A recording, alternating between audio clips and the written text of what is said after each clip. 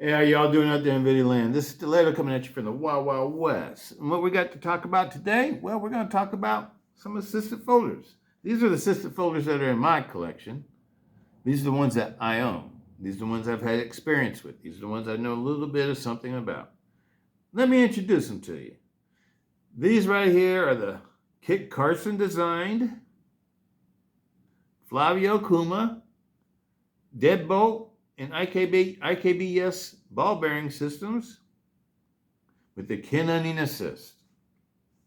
These over here are the Studies and Observations Group, SOGs. This is the Aegis, and this is the Flash. Aegis, Flash. These right here are the reasons why we're talking about this, mainly because of this one. My new love, the one I love out of all, better than all the rest of these, is my new, absolutely love it, Swift 3 with the M4 blade. CPM M4. Got it as a OD green, olive drab green, G10 handle scales. This is a stainless steel pocket clip. Fully steel lined with a G10 backspacer, same weight. Oh yeah, and it's got the famous Atlas lock on it. Famous Atlas lock. And this one you can lock out. I can lock it into this position where it can't be folded in on my hand. I can remove the lock and I can lower it, cock it, fire it, lower it, cock it, fire it. It just works super simple, people. Super simple. And then you can lock it closed. So now you can't open it. It can't be opened. It can't be opened. Undo the lock. Bam. And this one works easier than all the others, people. It works super easy right off the bat. It runs on a ball bearing system. I'm not sure what type of ball bearings they are. But the cage looks like it's either brass or phosphorus bronze, and I'm not sure if the ball bearings are either steel or ceramic. Most likely steel. Most likely steel, people. I'm guessing. This one right here, this is Swift 2. And this one you can lock, close, and open too. Push the lock forward. Now you can't depress the lock. You can't close it.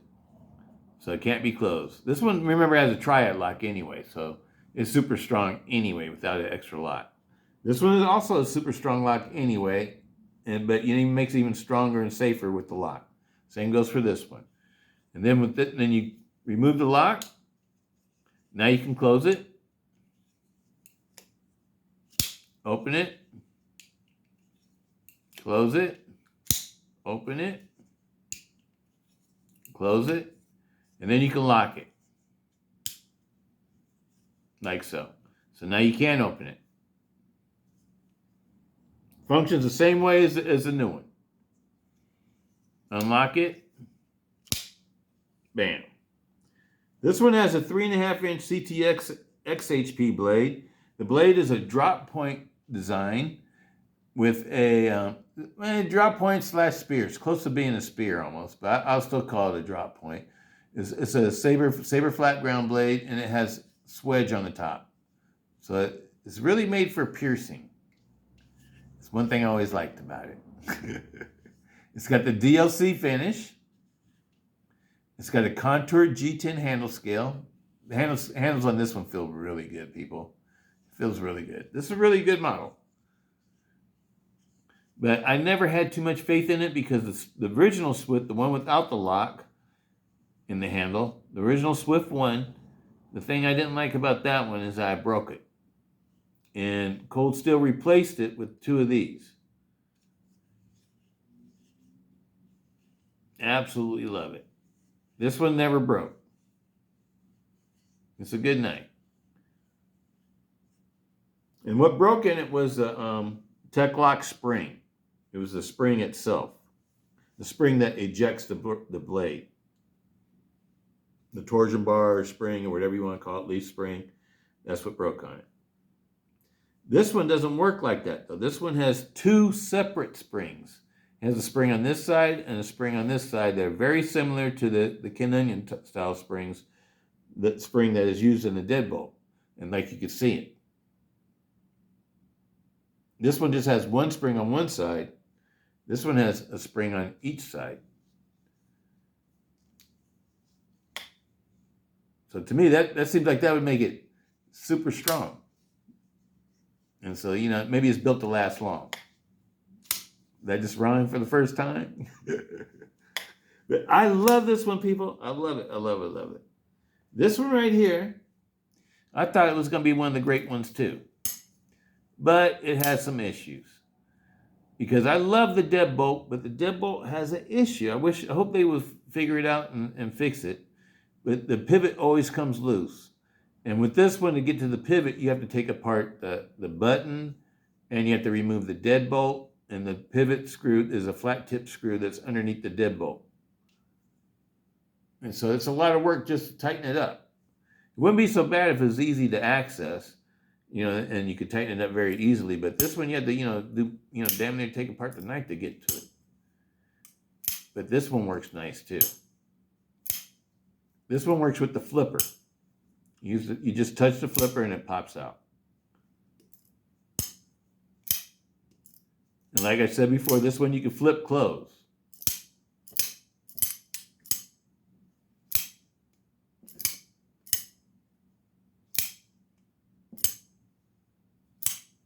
Kind of cool. Kind of cool.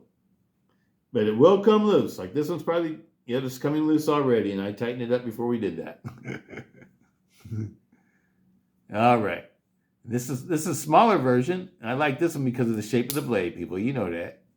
These are absolutely beautiful knives, people. It's just that they got the issue.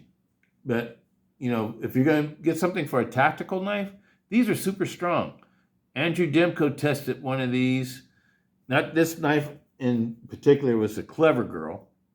It was another model that came out before this model existed, before they had the assisted version. And it's a manual model. And they put it up against the SR1, I think it was, which is like one of the strongest knives that Cold Steel's ever made. And it went all the way up to 598 pounds before it failed. The Clever Girl. That's the Deadbolt. I absolutely love this knife. Any knife that can hold over 200 or 300 pounds, I think is a great knife. And that went all the way up to almost 600 pounds. Well, you would just call it 600 pounds. 598 pounds, that's close enough. Let's call it 600. It went up to 600 pounds. You can go see the videos for yourself if you want to. They're on the internet. Go look on YouTube. Look up the test videos for Cold Steel with Andrew Demko. All right, people. And these, you can lock them closed. So now you can't open it. I'm doing the unlock. The lock is in a very convenient place too. And then you open it, but you can't do anything else with it. But this one right here, though, it's like it always wants to spring. It never wants to close. So it's a little bit different than the other two models that I've shown you. And I think this one uses a coil spring. I've never taken one of these apart. And the reason why I never took it apart, people, because I just never got into it that much, because to open this one, it's like a lot of pressure. It takes a lot of pressure to open it. It puts a dent in your finger. It hurts. And reverse finger flicking it, oh, man, we're talking pain. Pain. Oh, man. This one's not for me. I mean, what's the use of having something that's supposed to be assisted or automatic if you have to use more, if it takes more energy to open it than a manual folder? That doesn't make sense to me. So this one never work. The Aegis never did work for me. The flash was a little bit better. The lock operates the same way, so you can't lock anything out. You can just lock it closed. So it won't come open in your pocket. But I like the flash. And these have not G10 handle scales. These are FRN. But the flash is a little bit nicer. These are both D2 D2 blades. I think they call it Cryo D2. These are D2 also, people. These are D2 also. These are D2 also, if I remember right. Let me look and see. It just says M16 Carson design, so it doesn't say if it's D2 or not. But I remember these being D2. These right here are the Cryo D2. And this one right here is one that works fairly nice. I like this one out of the two. This would be the one I like the most. This is the one this is pretty much the only one I carry. I didn't really get into carrying the other one too much. But this one is easier to open for some reason. The Aegis is, I don't know what it is with the Aegis, but it's just a pain in the butt to open. So this one was cool. This one worked okay for me. And the aesthetics of it are nice too. So I like this one. This one's okay. Compared to this one. But, you know, as y'all know, I'm not really a FRN type person, people. I usually like, I don't want to sound like a snob or anything, but I usually like at least G10 or micarta. You know, G10 micarta. I like G10 micarta, aluminum, titanium. Titanium's not my favorite either. I tend to like aluminum handled knives over titanium because aluminum's just lighter. And to me, it feels just as strong. I know titanium is stronger. I know it has a higher tensile strength. I'm not debating that. But in a pocket knife, how much tensile strength do you need? I think aluminum gives you plenty of tensile strength. I think brass is another nice material. So is copper, but they just tend to weigh a lot. But I do like the way brass looks when it's polished. And copper looks nice the way it looks when it gets old. So, you know, those have they're two aesthetics that they're really cool about them too. But as far as like knives I like to carry, I tend to like to carry lighter weight knives, but I don't like knives that feel like plastic. I can't get into the plastic. This one is a good looking, both of these knives are actually very good looking knives, if you ask me. I just don't like the way that this one opens. What you have to go through to get that button to work. This one works perfectly fine, and it looks good. It's a very good-looking knife. It's a nice EDC size. It's got a really good, you know, blade. It's just that I can't get into the plastic, people. I rather, you know, I got other choices that don't have plastic. That have aluminum and G10. I'd much rather carry these. This one right here, I just never had too much faith in the Deadbolt-Lock. Even though this one works perfectly fine, functions perfectly fine, I just never had too much faith in the Deadbolt-Lock after I broke the first one, people. This one's using the same kind of lock as I broke before. And the other one I fidgeted with a lot. This one I hardly ever fidgeted with because I was always worried about breaking it. And I thought I'd sell it one day. And so I didn't want to damage it. But I just never had faith in that lock. This one right here, I've had several Atlas lock knives now that I've constantly fidgeted with. I know it's a strong lock. I like the Shark Lock better. I think the Shark Lock holds up better. I think the springs that Andrew Demko uses in his knives and the Shark Lock knives are better springs because they don't wear out like as fast as like the ones that the Cold Steel uses in their Atlas Lock folders. The Atlas Lock folders, if you fidget with them a lot from Cold Steel, they will develop a little bit of up and down blade play because the spring is weak and the spring wears out. And you have to take them apart and you have to stretch out the spring and put it back together, and then that problem will go away. But then it will return because the spring will start to give out even faster next time. And they don't have replacement springs for these yet. That's the one thing that I hope Cold Steel catches on to, and I hope they start making replacement springs, or they start using better springs that hold up longer. I wonder how much that would cost them to do. Probably wouldn't cost them that much. Andrew Demko sells his springs for like, you know, you get 3 of them for like $10 or something like that. I know he's making a profit of it, you know, so how much does a spring really cost? Let's get real, Cold Steel, you know, use really good springs. This is a really good knife. I don't want it to get a bad reputation because people said it has up and down blade play because the spring wears out and they think something's wrong with the knife. Nothing's wrong with the knife. It's just that the spring's wearing out. And the spring needs to be replaced.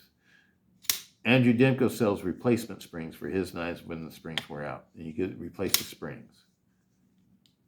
So these kind of locks, they have a bar that slides back and forth and uses a coil spring, a singular coil spring. Just like any other springs, after a while, they start to lose a little bit of their strength. And when they lose a little bit of their strength, what happens, it gets real easy to open and close your knife real fast. But the reason why it's real easy to open and close your knife real fast is because the spring is wearing down and it doesn't have as much strength no more. So it doesn't take as much pressure to operate. That's why. So if you get one of these Atlas Lock knives that are super easy to open and close, maybe it's because the spring's not that strong. But, you know, like a Demko knife, usually when you get those, they sort of hurt your fingers in the beginning because the spring is too strong. But these are beautiful, people. Me, myself, I know, you know, with the lock, you know, with the Atlas lock, and besides just being the Atlas Lock knife, the lock bar has to move quite a big distance before it comes undone. See, I don't know if you watch this. It comes undone right there. Look how far it had to move. It was about ½ inch. Now, most other knives like this, let's just say like a ram lock or an axis lock, a Benchmade axis lock, or any kind of axis lock type knife, you only have to move the lock bar like this much and the blade will drop. You just have to touch it and the blade will drop. This one you have to move it all the way back here before the blade drops. To me, that's a safety, you know, a built-in safety, you know, thing right off the bat. To me, that makes this knife safer than all the others, you know, next to you know, a shark lock right off the bat. So if it gets a little bit of blade play, the blade play would just mean that it's not fitting super tight, but it doesn't mean that it's going to come unlocked. That's my point. It's still a super safe knife. And most Atlas locks, most axis type locks or crossbar type locks will have a tiny bit of up and down blade play. And this one can have a tiny bit up and down blade play and still be safe. It's a good knife, people. It's an excellent knife. This is an excellent knife. Excellent, excellent, excellent. Thank you, Cold Steel, for making it. I would like to know who the designer is. I hope they make more 4-inch blade Atlas Lock folders. The Atlas Lock works perfectly with a 4-inch blade. And this knife right here is so easy to use. I would recommend it for people who have finger strength issues. This is a super easy to use knife. And it's an awesome knife. It's a super strong knife. It's a knife that you can really depend on for self-defense. If I was a soldier, this would be a knife that I'd want to carry. It'd be a great knife to have with you in the field. It'd be good for food prep. It'd be good for everything. It'd be good for fighting. It'd be good for combat. It'd be good for food prep. It'd be good for survival. Awesome knife. Awesome knife, people. Anyway, that's all I got to say. And that's it for today. Today is Sunday, November 3rd. This is the last video of the day for today. Hope everybody's doing good. Highly recommend the M1. When I get the new bearings in, I will try them out and let you know how that works with the new bearings. Peace out. Stiletto. Hope everybody's having a great day. Peace.